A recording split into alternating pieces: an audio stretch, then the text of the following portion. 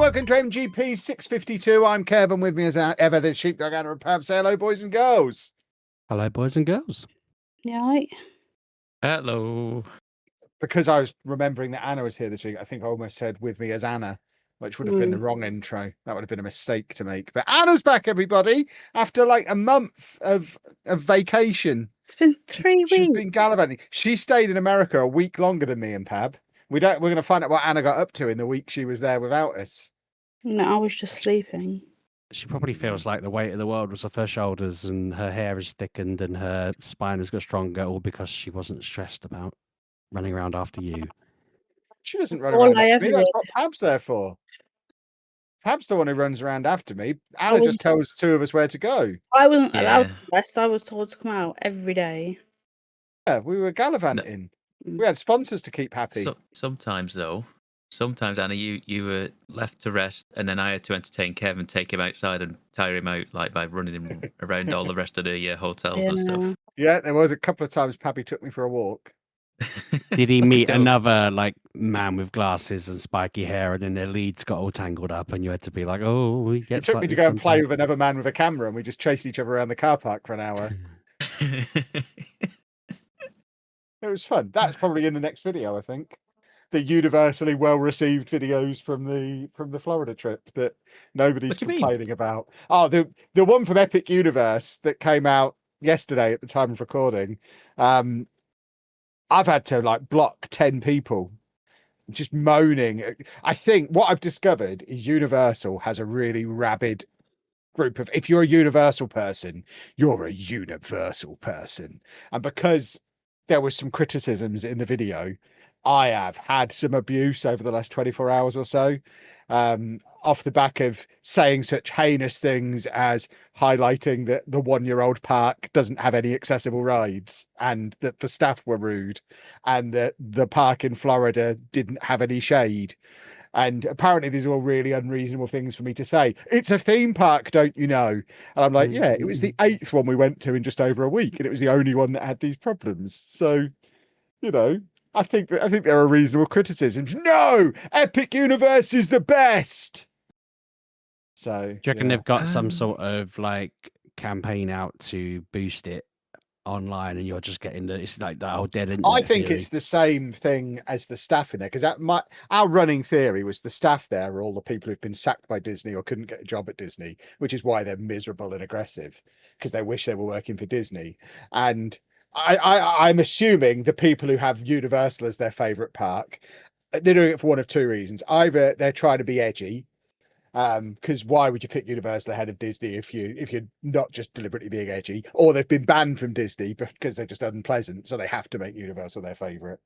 But yeah, it's an odd one. Although apparently, I do hold my hands up, we did apparently miss out almost the entire Harry Potter area, which was hidden. Wait, and we what? didn't actually properly go in. The Ministry of Magic was hidden behind the queue to the ride. All we did is basically walk around the street outside the actual attraction.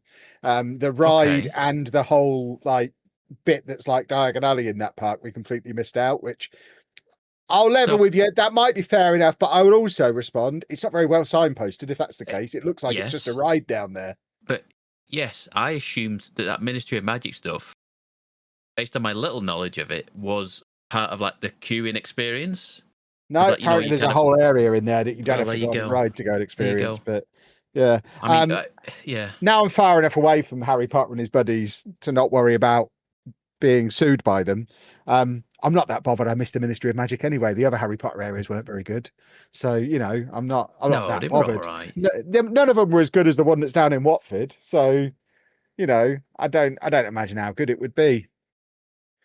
The annoying thing is about the abuse I've had over the last 24 hours is we were so complimentary about the park as well, because the bits they do well, they do really well. Me and Pab mentioned before we started recording that I don't think we talked about the bit that's relevant to the podcast last week when we talked about it for half an hour, but they obviously have the Super Nintendo world in Epic Universe, and the theming of that is genuinely incredible. It is like walking into a Mario game. It is superb. I've even got a picture of Anna doing a little punching the question mark cube above her head, and all of that side of things is genuinely awesome. So they do some things right. It's just but you have to pay for all that. To use any of that, you had to buy separate. Well, yeah, buy separate to bands. score points on it, you had to. You still were able to sit under there and punch it. Yeah, but it didn't sound. It didn't do the sound. Or I don't know that the sound was worth $50. anything. I can probably cope without the sound, but no, it was certainly very cool to look at. Lots of cool photo opportunities and stuff, and we did get some cool Mario and Luigi toothpicks that I managed to lose before we even made it back to the hotel. I made Pab steal them for me. Those toothpicks that you put in my bag, they were gone before we got back to the hotel. I don't know where they've gone. They're probably in the back of the car still. I imagine I'll get a message through from the car company at some point, because I still haven't given me my deposit back. I'll get a message through from them saying, yeah, we would have given you deposit back, but we had to clear out the car because it had Pab's neck pillow and a couple of Mario toothpicks. The neck pillow was that something stayed on the plane. Yeah, that stayed on the plane. Yeah, I'll have to. I won't get my deposit back because of the Mario toothpicks that are probably still in the car. You lost a lot of things on holiday. You lost the magnets. You lost them. I am a chaotic man. But when you say you have things and then you lose them. Yeah, that's the chaotic. That's the chaotic bit. But yeah, it was. But I can certainly recommend going and having a look at Super Nintendo World because that was really fun. I enjoyed that. Just I wouldn't queue up for 3 hours to go on the ride. Just go and have a look at it. I think there are many rides in it. Yeah, there's 3 rides in that area. We went on 2 of the 3. One of them was rubbish. One of them, the queue was the Mario Kart one was almost like a game. It was like playing Mario Kart on an unresponsive Wii with like 3D glasses rather than a high definition telly screen. So that was a bit odd. And then there's a Donkey Kong roller coaster that the queue was too long. And it was broken for most of the day, so we didn't go on that. Yeah, it was broken for most of the day. Then when it reopened, the queue was too long, so we didn't bother with that one. I think we'd have a better impression of it if we'd have gone on that ride. Not for queuing, but I mean just going on that ride instead. I think knowing what I know now about the Mario Kart ride, I'd have pushed really hard for let's queue for Donkey Kong and not bother with Mario, because we were in that Mario Kart queue for like 2 hours, the ride wasn't great. No, it was worth it. We've done it. We can say we've done it, and that's about it. I won't be clambering to go back and do it again. But we have done it. But we did see Donkey Kong and Peach and Mario and Luigi all wandering around in there as well, so that was quite fun. And it's a good area. It's a good part of the park. Make sure you know where the lifts are. I'm not allowed to talk about them. I get yelled at. So I don't know if I'm imagining this. I feel like it's mirrored from the one in Japan. Someone in my comments said exactly that. From watching the videos, it looks like they've lifted it exactly out of Japan, and the accessibility stuff is not an issue in Japan because the staff are nice and helpful. And without the nice and helpful staff that you get in the Japanese one, it really highlights the accessibility issues that they've got. Like the person, there was more than just us who've been yelled at for using the lift. For example, we were yelled at for using a lift. Bearing in mind, Anna had already been told she couldn't bring her accessibility scooter into the ride. We then get to the point where there's a big staircase, so we go to the lift. They're like, "Whoa, you can't use that! There's another queue for the lift." So the person who can't walk up the stairs has to go and stand in another queue and wait to be allowed to have the lift, which is it's odd. It's just an odd place. Yeah, but it is basically lifted straight out of Japan, which is why I think it's as cramped as it is, because it is packed in tight in it. It is really snug, and there's staircases up and down everywhere. And I just think Japan must have a size problem for like where they fit this area, and they've like you say they've liked it into Florida, where they probably could have spaced it out a bit. I guess it costs too much money to give it a full redesign, but there isn't much logic in going up an escalator to get in and then immediately having to go down a staircase when you are in. It's like, well, couldn't this have just been flat? That would have solved the first big accessibility problem. And then you're up and down stairs all over it, and it's it was a strange one. If it's the same as the Japan one, does that mean that the rides just aren't really good over there either? Because going to that is something that's like on my list in my head. I imagine I imagine the rides are exactly the same, but maybe they're. But I would also imagine they're probably properly serviced there and don't break down constantly, because the Yoshi ride we went on, the buttons didn't work. The Mario Kart one broke down as we were getting on it. We had to get on, get off, wait again. And the Donkey Kong was closed most of the day because that was broken. So of the 3 rides in there, all 3 of them were broken for parts of the day that we were there. Yeah. So it bodes really well for when Universal come to the UK. Are they getting a Mario Park? I don't know. I don't really know what's going to be there. I hope Is that the one in Kent they're building? Bedford. Oh, okay. So for years, right, they were talking about building a like a ginormous theme park right across the river from where I grew up, and it was always going, being mentioned that they were going to have roller coasters on the river itself and everything, and it was going to be the UK's equivalent of Disney. And when I lived there, I kept thinking, well, that'd be awesome, because then we could just all like sell up our houses for the vast amounts they'll be worth for the tourism stuff. But it just never materialized, and none of my family live there anymore. So I thought it's going to happen any day now. Now we've got no benefit. Well, no, the Bedford one they've started building. They are getting on with it. It's opening in 4 years, I think. I wonder if that is the same one, but it moved, or whether we're planning on somehow this getting... is Universal. This is Universal. It wasn't an actual Disney thing. It was our equivalent of Disney. They were trying to make what they have in Florida. I remember them talking about there was going to be like a BBC zone in there, I think, from what I remember about the one that was down in Kent. There was going to be a whole Doctor Who area. I remember that being a thing. But this is theoretically a Universal Studios, which won't be able to have Harry Potter because that's already in Watford. And then it becomes an issue of all the other stuff that Universal have got in America that's already somewhere else here. Like, will Disney? Disney obviously aren't going to let them have Marvel because they've got that in Paris.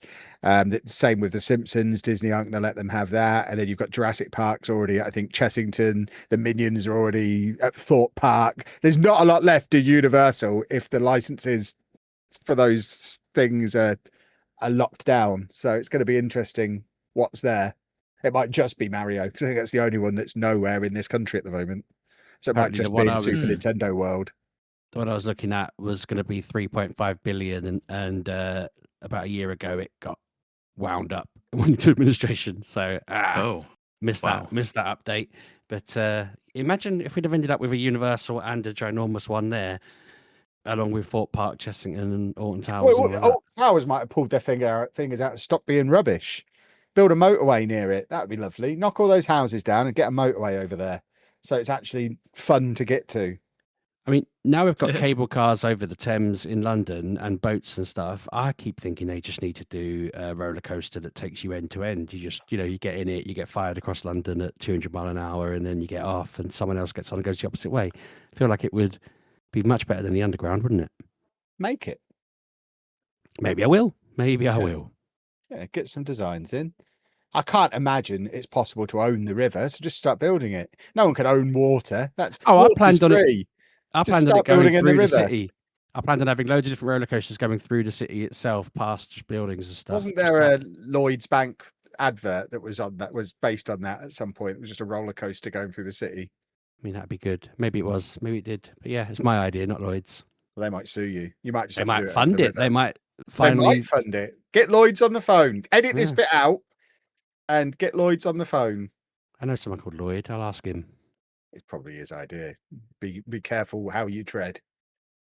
But separate to theme park news, I've played a new computer game this week. No. Doesn't sound like you have. I have played the new Lego Batman game. Which I can't remember the name of. Lego Batman Legacy of the Dark Knight. Advertising disclosure, thank you very much to Fanatical for sorting me out with my early access copy and a bunch of copies to give away as well. I've given them all away now, so what? Sorry, listeners. I gave away on my stream last night. You should have been on the stream, Pappy. You could have won one. But if you want to, anyone who does want to order it on Steam or order it on PC, you can order it through Fanatical using code Lelujo and save 12% on the price that it is on stream. Good old Fanatical, always sorting me out. What a bunch of heroes. But the game's quite good as well. Almost as good as Fanatical themselves. But it's very, very pretty, very, very shiny compared to any Lego game that I've played before. I've only played the first couple of hours of it, so I've barely I've barely been Batman. I've not really got into any of the open world stuff, but I've learned all of the mechanics playing from basically the tutorial and the backstory. The combat is fun. It's very Arkham. So much stuff from Arkham Asylum is in there. The whole it's Arkham with Lego. It's Lego Arkham. It's Rocksteady that co-developed, isn't it? I don't know. Yeah, I think it is. But yeah, it screams Arkham in so many places. You've got the hiding in the rafters, diving down, bashing a guy, scooping back up again, all the counter-based combat stuff. It's got various Batmobiles in as well, which is I'm a little bit worried about because Batmobiles ruined the Arkham games. So fingers crossed they don't ruin this. I've not driven a Batmobile yet. But yeah, I'm just having super fun time with it. It's got all of the humor and silliness that the Lego games always have, with all of the cool Batman stuff, and it just looks so pretty and shiny, which was a big surprise based on some of the previous Lego games. Even like the Lego Horizon one that came out last year was quite clunky. That wasn't very good. Yeah, it wasn't. It was clunky. It wasn't very shiny. This looks like it's hard to believe there's only a year between those two games, because this feels like a generational leap. I don't think Horizon was made by the TT people who made this. No, I don't know if it had an update, but my wife and youngest played the Horizon one on the PS5, and they seem to enjoy it. Probably, obviously, not going to be as good as the actual game, but no, it seemed all right. They completed it quick, I would say, but yeah, I don't know whether it's worth having another look at that just to check if anything's changed on it or what. But they were very happy with it. You can't destroy stuff in Horizon as much as you can in this one, which is good because all the background was my modular buildings that I've got in my Lego city. So I'd be very upset if I was destroying my own buildings. I've 600,000 studs. That's insane. How far into this game are you? 10%, apparently. It is a massive game. Oh, it is. It's someone said on my stream last night, apparently, I forget what, I wish I had the actual thing. They told me which game the map was bigger than. I think the game is bigger than all of the Arkham games combined, was what they said, or something, like map size. It's quite chunky. You open like the first little tiny bit and you're in there for a while. I still haven't opened any of the other islands yet, I don't think, but there's fast travel. Kevin said that you learn all your things at the start. You learn more things as you go through. You just basically level up to being ultimate Batman. You don't just hit people with your fists. You got batarangs and you and you hit them with a fish and a frying pan. Yeah, you got them things as well. But when you mentioned cars, they are just to get around. There is a multitude of different cards, and because you're always with someone when you're playing a level, you also have their cars too. So I've been playing with Jim, is that his name? And like all the Jimmy G. The police cars that I've unlocked are available, so you can pick whatever car you want. You don't have to be in the Batmobile, but I've not seen anywhere where you have to use the Batmobile for anything. It's just if I get to the point where I have to plug the Batmobile into something to unlock a door, that's when I stop playing, because that made me so cross in that stupid game that was ruined by Batmobiles. But yeah, I need to enter my codes that I got with the Lego sets, because I've got golden versions of 3 of the Batmobiles and a golden Batman suit that I got as codes with the Lego sets. So there was lots of content from within the Lego sets as well. So I'm going to be swanning around in a golden Batmobile with my golden Batsuit on, just having a whale of a time. But yeah, it's super duper fun. I would recommend, as someone who played the Lego games years ago and ended up drifting away from them because they just got a bit rubbish and a bit samey and never felt like they were actually trying. They were phoning it in for a long time on these Lego games. This feels like it's right back to, I guess, the heights of when they did like the original Lego Batman game that was quite good, all the way back then, rather than all of the dross that's been churned out in between. So I'm having a lovely time. I do need to get it installed on my Steam Deck because I'm not going to sit at my desk and play through the rest of it. I don't think I'm going to stream it again. It better be. I mean, it's controller support. I'd be surprised if it wasn't. Looking it up. Hang on. Yeah, come on, Pabby. If it's not, then I might have to get it on the Switch. Although it's not out on the Switch yet. I noticed there's no Switch release date. Switch 2 release date. There's going to be a Switch 2 later release. Coming. Okay. Yeah. But it's out on everything else on the deluxe access. The deluxe copy is out now. I think general release is the 22nd. So again, out now for those of you listening. Yes, and it is Steam verified. I've just checked on Steam. There you go. Steam Deck verified. So yeah, I can play it Good on job. my Steamy D, as we like to call it. Sure. Anna could play it on hers. I got her a Steam Deck for Christmas. She's not turned it on yet. I have turned on. I played that superhero game, so stop saying that. I don't think you've completed that. I haven't completed it, but I've been playing it. But yeah, it's jolly good. You should absolutely get it, you two, because it's going to be Game of the Year. I do have it. But it's pretty good. I was talking to the other two that don't have it. Oh, okay. To say, for a split second, I was like, there's 3 of us, and then I thought, no, Anna's already got it. I play these games by not playing them and watching my wife and son play them, so I will get on that because I enjoy watching them have a little game together. They get really obsessed with them and it dominates the telly for a bit, but I like that because they're gaming. So yeah, I will acquire this at some point, and I will get it at some point when it goes on sale. Yeah, I was thinking that in my mind. Came very Paddy, close it's to buying 12% off through Fanatical. Did I mention? Using code Lelujo. I mean, when it's 70% off, let me know. Swine. I very nearly bought it. It might have even been Fanatical that I got an email from about it, and I went, okay, let's see how much it is. And then I came to the realization that the Lego games very quickly fall off in price. So I'm just holding on. Listen, there's a lot of games coming out in a minute. A lot of games, and we'll get to them. Name one, Pappy. 007 next week. Yes, exactly. I wasn't trying to prove him wrong. I just wanted him to name one.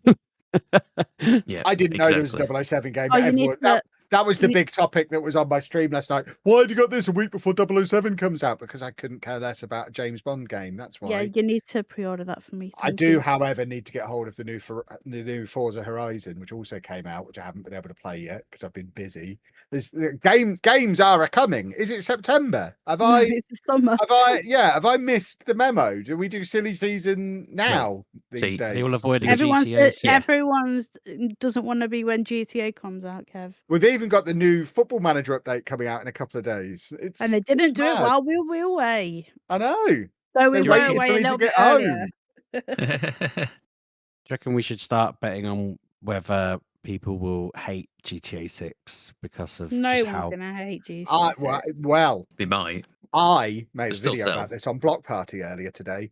It was about Lego, but I think it applies to everything else. When the rumor mill has been running as long as it is, people hype themselves up. And no matter how good the game is, it won't be as good as they're imagining it's going to be. So people are going to hate it. And then 2 years later, it'll be talked about as the best game ever. But at launch, everyone's going to hate it because everything that's hyped up gets hated because it's never going to be as good as you hoped it would be. But it's going to sell.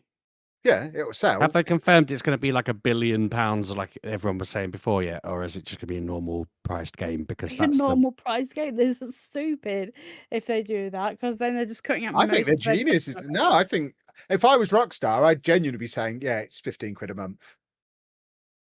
Oh yeah, I don't want to play online. And they'd be like, okay, don't go play something else then. That's fine. Yeah, no, I don't mind the game. if I can just if I can pay £15, sign up, play the game through, decide whether I want to play more of it, dip in and out. Yeah, that's fine. What I was more thinking of was when everyone was saying, "Oh, it should be the first game to break £100 as a game off the bat," or whatever amount they were saying, and it was like, no, they shouldn't really. They should price it like other games and just suck it if it doesn't sell as much as they want it to, because it should sell as much as they want it to. It will sell. It can't not sell. I expect it'll be 80 at most. Yeah, I'm not touching it if it decides to be the most expensive game ever or all that nonsense like people weirdly willing it to be. I felt that was a really weird thing for someone to be saying. I hope they gouge us. I hope we get gouged, everyone. It's like, no. I mean, the WWE game that came out a month ago, that copy that I got sent for review and still haven't installed, I got sent the £125 copy of that game. It is insane how expensive these special edition things are now. The Attitude Era edition. No, sorry, the Monday Night War edition. A special edition, I don't mind. This was the base game they were saying they wanted to cost so much. Yeah, but all this is the base game with a season pass, so you get some content, and that's how sports games tend to act. Like FIFA. I mean, I guess FIFA or EAFC are just as bad for this kind of thing. But yeah, I don't remember the last time I paid less than 3 figures for an EAFC. Yeah, I mean, those games are kind of like you're expecting to play that for an entire year, aren't you? I don't know. People are expecting to play GTA for 10 years, though. Aren't they? I know they've got the same thought process, but I'm literally going to play that through the story and then never touch it again like I did with 5. What they might do is, like you say, is just give you the base game and then give you the shark card equivalent currency for the online stuff, and that's how they get to over 100 quid. Has there ever been a Rockstar game, like the main ones, the GTAs and the Red Deads, that have come out with the multiplayer mode? Don't they normally release the game and then add multiplayer on 6 months later? Did Red Dead 2 come out with it? I don't think it did. I think multiplayer was added later. I can't remember about Red No, Dead. it was added later. I think that's just what they do. So I would expect it to launch naked and then have multiplayer added a little bit later on.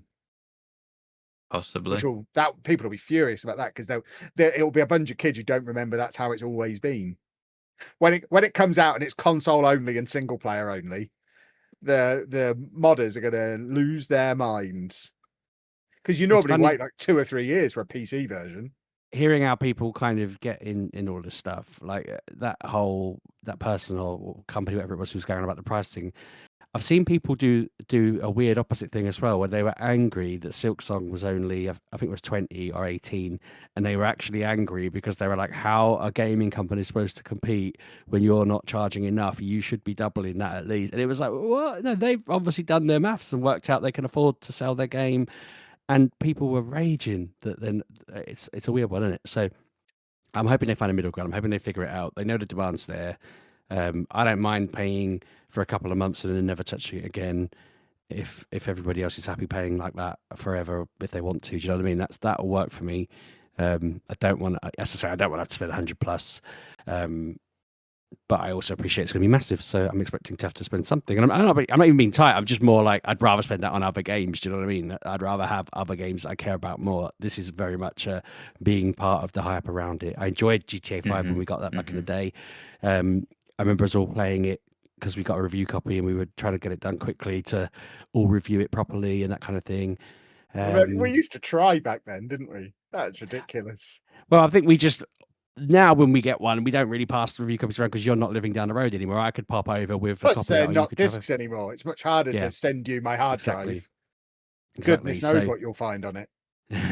But no, I remember us passing that around and a few other games, just like, I've got to get it done quick. And also, it's quite fun to be able to say, no, I can't come in there and do whatever job you're asking me to do because I've got to complete this game to give it back to Kev before the deadline that we've set ourselves for our own thing that we're the managers of. I can't possibly help you with that job. But I can't do that anymore. You haven't tried. Well, to be fair, haven't needed to. Have you played anything else, by the way? Did we even talk about the game you played? Oh, it was Batman, wasn't it? Yeah. I was like, are we still on Kev's bit? Have you played anything else? No, I've just had a look to see how much Forza Horizon 6 is while we're talking about games, and the premium edition of that is £110, and I'm now trying to find out if I've still got Game Pass, although it's Steam Deck verified if I get the PC version. Probably got a car with that version. I want to play it on my Steam Deck. Why don't you just look at your friends at Fanatical, see if they've got it cheaper? My boys. Because I got it a lot cheaper than that. I got it for about the same price as what it cost for standard game for the premium edition. So have a word with them and say, since we're already marketing them on our bloody podcast, why don't they just send you 3 times the review copies so me and Pab can have a crack on these games that they keep sending? and we'll review it. I don't think they can be sponsors here as well. I think they're a Cost sponsor. nothing more. Once you Why not start if making they- them as much money as I do, I sent my affiliate link for FM26 did nearly £1 million worth of sales. They get plenty of business out of me. To be fair, they should give me 3 copies. Bearing in mind on how much Chuck 'em business I over. send their way. But they Literally my doesn't look point. like they sell Forza. I've just had a I look. want that It's not Lego on there. game. Sort it out. Get me a free flow of all these games off them. I'll let them know I worth do it. a podcast. They probably don't know. Oh, tell them, Kevin. Oh, that's a lot of hassle. I don't like to tell people. Yeah, if that might I detract start from it. telling people this place exists, then I'm gonna have to start trying because it becomes like proper work then, and I don't know if I can be bothered. I'm much happier just turning up knowing there's barely anyone paying any attention to what I'm saying. It's great. I can do what I want here. Well, they do pay attention. I just don't pass it on, which I think is the way you prefer it. You know, most of the stuff coming your way, I just filter off and pat We you on have the head some instead. nice comments from last week's show, so there you go. It does happen. Yeah, we get lots of nice comments. Again, I don't There you really go. pass them on. Loaded is 'cause I'm CD forgetful. keys, isn't it? That's Yes. what they take. So I've got an affiliate code for them as well. It's on there Yes. for 70 quid for the premium edition. I'm in. Mm-hmm. Discount code Lelujo, boys and girls. You know what to do. Just type it into any site these days. Pretty You know much, what it's yeah. like, he endorses anyone. In the description below. Hey. So I this week have played a bit more of the Nitro Gen Omega game that I reviewed last week. That is still fun. I was interested to see what people thought about it online, and was surprised that there's a bit of I feel like there's a bit of a mixed bag in that people don't realize it's an indie game, so it's not going to be like Square Enix level RPG, you know, to the max kind of graphics and everything. And I feel like that is quite silly of people to be you know, having those complaints, because generally people are quite hype about the story. I'm not super far through it, which is why I'm being a little bit like, I wanted to check the vibes so that I could actually have something valuable to offer people about it. But I'm enjoying the story of what I've seen so far, and I'm enjoying the fact that I can manage the relationships of the characters and change the parts of my mech.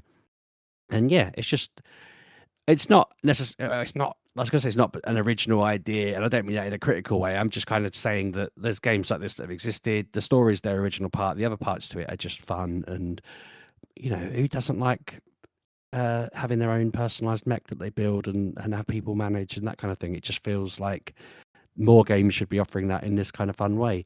I feel like, again, whenever playing stuff like this, I'm always like, God, this would be really cool if they did a similar thing of this for like Power Rangers, where you're just managing your own part of the Megazord, that kind of thing. But anyway, that's good, and I've been playing that.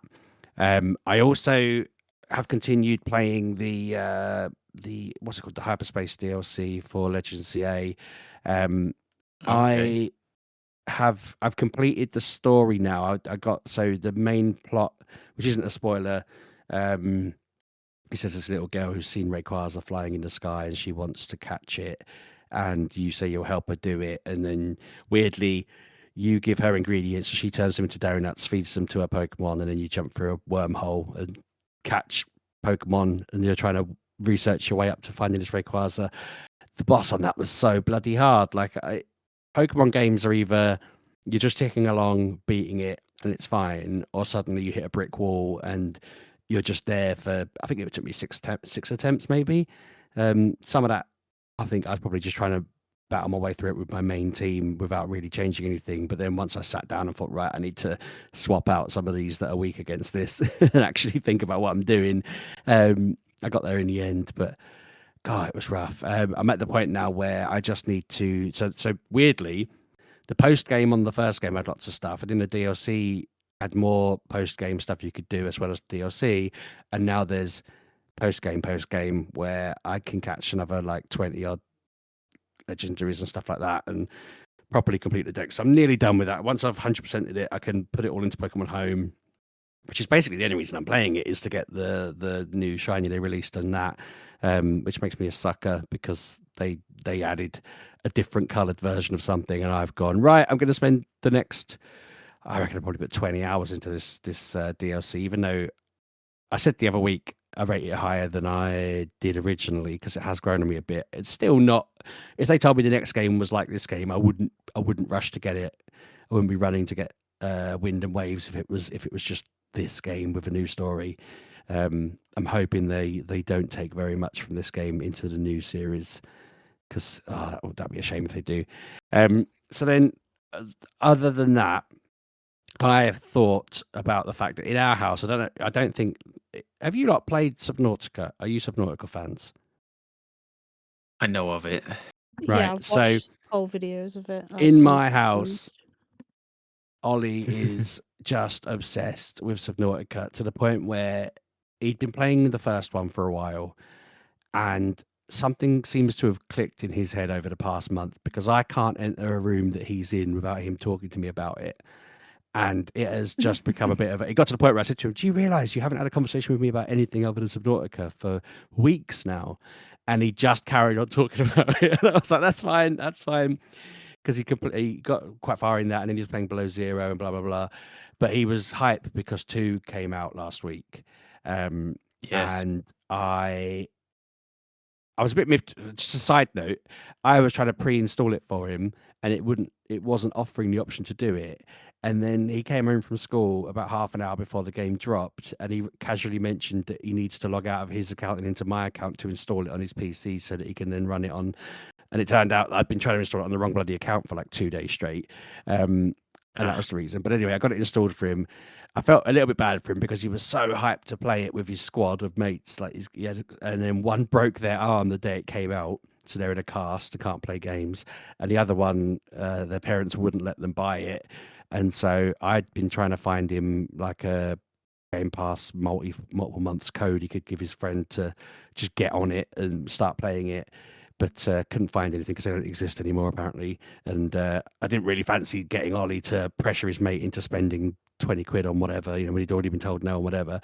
Anyway, so Ollie's had to play solo, which I think is part of the reason he's just continued talking to me about it. I feel like I have seen and heard so much. But I said to him, I was like, right, you've dominated my spare time with this game now, so you need to give me a review for the podcast. And I'm not sure, A, whether some of this is even words, or B, whether he meant this sincerely, but his first reaction is that the most dubbed game and will surpass 1 and Below Zero within the next few updates. He used words like skibbity and Riz and aura. What? And I was just like, I think he's taking the mickey out of me.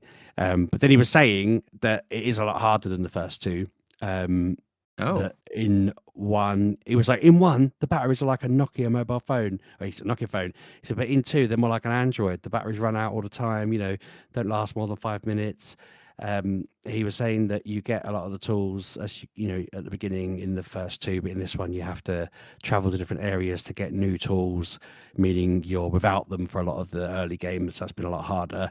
And also, as I mentioned, this one has multiplayer, so he was super excited to be playing it with his guys, and then they just couldn't because of the injuries and whatnot. So he's been waiting for his mate to get out of his cast so they can play this multiplayer together at last. But yeah, even when he wasn't talking to me about it, I had some friends who I just chat to regularly, and they suddenly were on the Subnautica train, and I was like, so I did look at it, but it makes me unwell. I can't. I mean, it's floating around in water. You're in a submarine exploring, and I can't. Yeah, I feel sick, and it's a shame because I hate that. I feel like this probably would have been something I'd have really enjoyed. The amount of times that he talks about Reaper Leviathans and Ancient Leviathans and something he calls a Clarissalis, something like that. He says it, and I always mishear it and think he's saying something else, and I'm like, bloody hell. But yeah, this game sounds great. And if it's something that you're into, because you played Below Zero or the first one, that the sequel is now on Game Pass, so go and get it. It's also on Steam. Yeah, it's meant to be really good. I thought, well, I'll get him to be my roving reporter this week. He said so many Gen Alpha phrases at me at first. I said to him, can you repeat some of that so I can write this down? But he couldn't remember half of what he said because it was natural the first time. So all I got was the dub part when he was adamant he didn't call it the dubbiest, and I was like, I'm certain you said dubbiest. And then so I'm now mocking him using that, even though it's not a thing. I'm like, oh, that's the dubbiest whatever I've seen. Anyway, Does that mean there it's you good, go. or does that mean it's bad? Yeah, Better or so worse? a dub is a win, isn't it? Like, right, I assumed as much. I just want Yeah. to assume it means it's better than the first one, but then towards later on, no. I know that aura is cool. So if you're aura farming, it's like you're using someone or something to make you look cool. I'm gonna say aura is cool. Aura farming's not cool. Yeah, it's not cool to aura farm. It's trying to look cool. Yeah, cool. I've got the internet in my house. We're modern. Yeah, it just took me off guard when he just started talking. I thought, I don't know I think he was taking a mickey out of me a little bit in the moment. Like he just wanted to be ironic, but then, as I say, when I asked him to repeat it, that's when he switched to the far more. It's within a few updates, I think it'll be the best version and all of this, because he was saying like it is really good, but it's also going to be updated as it goes as part of the game develops. It is still early. It's while it's the game can be complete and everything, it's still earlier access. So they're adding features as they go and so forth. But honestly, it has been dominating my bloody ears for the past week. I keep saying to him, when are you going to graduate to like Final Fantasy and games that I actually like? Because I could just sit there and let him talk for hours about them. But a couple of times I said to him, I don't know what you're saying. I haven't understood a single word you've said for the past 20 minutes. And you're still going. And he's like, yeah, well, just can't hack it. I need a translator. But yeah, anyway, over to you and Anapab. Anna, where are we at? Did he just use my full name? I said Anna and Pab. Your name's Didn't not sound Anapab. like it. No, I didn't. I didn't say Anakin. I haven't really played anything. I've just been tired, and I played Batman. Kev really said everything that needs to be said. I've just been Whoa! I've been sleeping a lot. I've been very tired. I can't seem to get back into the UK rhythm. UK rhythm. And not get it. I'm awake at night, just colouring and diamond painting to try and relax myself, but no, nothing. And I played some Batman yesterday and today, but I'm just so tired. It's ridiculous. I was up at 3 last night having a snack because I just couldn't sleep. So I came out for a snack and then I went back to bed and then I had like 5 hours sleep. So I'm very tired, but yeah. I've still got Pragmata to play. It's still on there. It's not going anywhere, and I will get back to it. I just wanted to play some Lego. I'm not going to say much else because I am medicated and tired. So Kevin will know what I mean. Maybe Pap will know what I mean. But yeah, that's it. So over to you. Okay. Okay then. Forza Horizon 6. It's the Forza Horizon. Forza. I was thinking there isn't a dinosaur game that's number 6 yet. I know there's 2, but okay, yeah, Cars got you. Oh yeah, not the no Robot Dinosaur Horizon. No. Cars got it. Yes, Cars. This time, the festival has gone to Japan.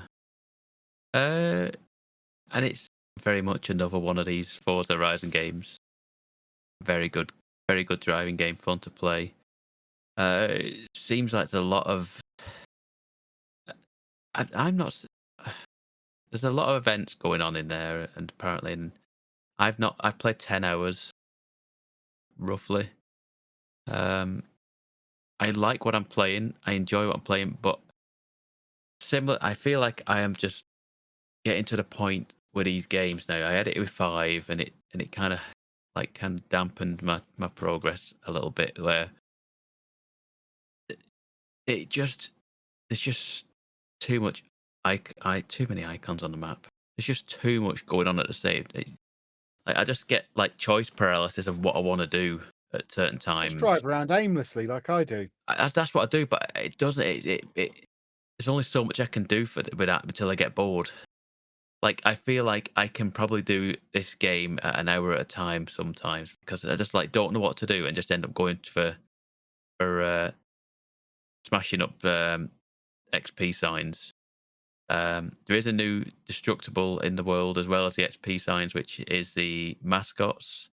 So each region has like a mascot, and there's just like statues of a mascot just dotted around all over in the regions, similarly like placed to like the XP signs around the world. So there's an extra one of them for you to do. It doesn't help me trying to decide what I want to do, and I just kind of go, oh, there's a sign over there, and there's a mascot over there. Okay, we'll go over this way then, and I'll just take this road and wait, stop what I'm doing, and I'll just divert everything because I want to go and get the mascot or one of the signs, and yeah. So there's another one of them collectibles, effectively. Yeah, I've played 10 hours. I've done like the first two showcases. I've now got the green wristband, I think, is what I've got, which is nothing realistically in this game. But like, so this time you don't start off in the Horizon Festival. You have to qualify for it. That is a slight change for how it's usually been. But you only have to probably do, I want to say, 4 or 5 qualifying like events to get into it, and then you're off to the races again. But so it's not like as if do you remember Gran Turismo back in the day when you had to get a driving license before you could actually start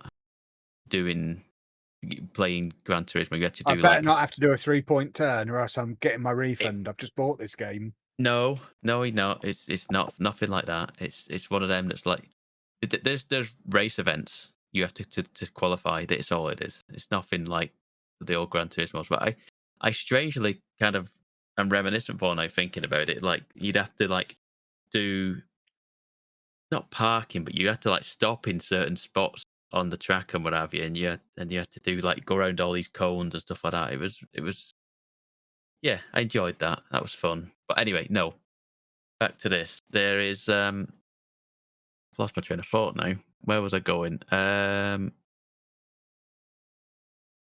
Oh, yes. So once you get into the Horizon Festival and you start going through that, you have to get the wristbands to work your way up, like through each thing. And each time you get a wristband, it unlocks a next set of like races, events, speed traps, like jumps, like they're like danger signs, and then you just go to them and you just drive off a cliff really fast and see how far you get in it. It's like one of them sort of things. They're in the other ones, so it's all that again. But like I said, it just kind of overwhelms me a bit to the point where it's like I do like a certain amount of events to qualify to do the like one of the wristband main events to progress the game, sort of thing. And then the second you do it, it pings up another 7 or 8 icons on the map. You're like, I've not done all the ones that I'm doing right now. Because it initially starts you with like probably 6 to 8 icons on the map, and you do about 4 or 5 of them, and it goes, right, you're eligible to go and do this wristband event, and then that unlocks another load of them. And that's where it lost me last time. It did this last time as well, where it's just like, I don't know what I'm meant. I know that I need to do these ones to qualify for the next wristband sort of thing, but I want to get back, and you just kind of lose track of what you're doing. And I don't know if that's just a me thing. I think it is. But like the green wristband, I did it last night. It was the very last thing I did because it said at the bottom, like this wristband unlocks another 25 events. So I unlocked it, and then it just pinged up another 25 events on the map. I was like, it's just so much. So I held off doing that green wristband event pretty much till I'd done more or less everything. I'm not a massive fan of the drift stuff right now, but you don't have to do that. Like you say, I've pretty much ignored the drift stuff. I'm not great at it. But yeah, you can get by with doing very minimal amounts of certain things if you don't like it, because there's ample events and races stuff going on there for you to qualify for each of the next wristbands. The next wristband, is this a spoiler? Am I spoiling a racing game on the second wristband? The next wrist. Shall I say it? Go for it. What's the You worst might that as can well. happen? The I next, might get upset. the next wristband, you're racing a mech.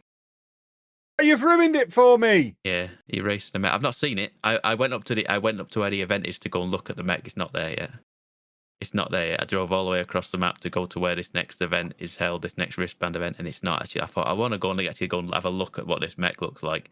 No, it's not there yet. So, but I may report back next week, telling you I've raced a mech. Yeah, I do like. I'd like this. There's lots of little like adjustments and improvements to the last one. There's now people just randomly in places on the map who want to sell you the car, and they're selling you a car that is discounted, and sometimes they have tuned it so it's better than like a stock car. A lot of the time it isn't. It's just a stock car, but it's cheaper than what you could do if you go into the showroom and buy it. So it's good to just. I like to just drive past and go, oh, what they're selling. Or I went past it felt like a second-hand car showroom because there's like 3 or 4 all lined up in like this little town in the middle of nowhere. It's like, oh, let's go and check out. I didn't want any of them, but it was nice now that it's another thing that I find myself getting distracted by on the map. I go, oh, there's someone selling a car over there. Let's go and drive over there and see what they're selling. I've bought like 5 cars. The barn finds are back. I do that a lot. I do a lot of barn finds. I love barn finds. That's the best thing about the game. So here's the new one for you then. There is also treasure cars in the game now. I think it's treasure cars or something like that, where they show you a picture on the map of the car, and then you've got to go find it. It's sort of I thought they showed me a picture at the same time as they said there's a barn find. So I thought the picture was referring like a clue to the barn find, but it turns out it's a separate thing. Where you just basically just have to find, like, pretty much line that image up with what you're seeing in that picture, and the car's there, and you just take it. It's yours. So it's sort of like another take on a barn find because it doesn't. I figured it out that the treasure car, like, notification pings when you're near one. So I've had to look up one because the first one I didn't know. I thought it was part of the barn find. So I went to the barn find looking for golf carts because it's part next to some golf carts. And it turns out it's because I just triggered that treasure car kind of notification in the area I was in, but I didn't know where it was at that point because like 2 or 3 hours later, I came to that realization. So I didn't know where on the map I was. So I had to look it up. I'm like, okay, near a golf course. It makes sense, but I couldn't find where the golf course was. So yeah. I've enjoyed doing the treasure cards. I think I've done 6 of the 9 of the treasure cards, so I've enjoyed doing that one. To be fair, because I like seeing the picture and then trying to, like, I find there's one near some like like, I don't want to say what are they called, windmills, wind farms, it's like a wind farm. I was like, okay, I found the wind farm. So there's a car here somewhere. So then I spent the next 15 minutes just driving up and down the roads trying to line up the shot of going. Right, okay. If this is facing this way, then the car must be on this side, sort of thing. And then it's saying there's one with a bridge as well. And I was like, lining the bridge up with where the car is parked. So, like, okay, so the bridge is on this side, of the car. So the car is facing the ocean. So that means that it's a bit of a puzzle in the game, in a driving game, which is fun. Yeah, it's a good one. I like what I'm playing. I feel like I have played these games less and less since. When was the one that was set in the UK? Was that 4 or 3? Maybe 4. Can't remember. But I feel like I have played them less and less since then, just simply because I get a bit overwhelmed with the amount of stuff on the screen, and I just yeah, it's just a bit much for me sometimes. But I'm going to chip away at it and keep playing it. And Steam Deck verified. Pink. I think you said that. Yep. Yeah, it's a good one. What else have I played? So, I'm now getting to the games that I should have played while we were on holiday. I've been playing Professor Layton on my my AYN4 because I just wanted a bit of a puzzle game the other night. What was I planning on playing while we're away, and I didn't do anything of it. That was Tomodachi Life, probably. I know you were really desperate to play that. Have you heard what happens when you don't play that game? That's why I don't dare open it again. Because the world just goes on without you. Yeah, everyone's going to be, and all the relationships are going to be over. It's going to be ruined. And it doesn't explain what's happened. It's just happened, and you just got to live with that world now. You're like, well, I don't know why. I am nervous about what state it's going to be in when I go back to it. Don't know who Sheepdog's windows is looking through these days. Sheepdog will almost certainly be in prison based on how he was behaving last time I looked. Yeah, but he might be an intervention, might be a changed man. Yeah. Yeah, so I've been playing some Professor Layton, the very first one, which is a good game. I forgot how fun these little games are that are like logic puzzles based in like it's not a, what I'm thinking, like a,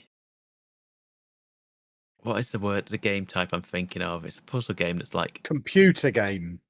It is, yes. It's on the DS game. Go. So I'm using the stylus on there.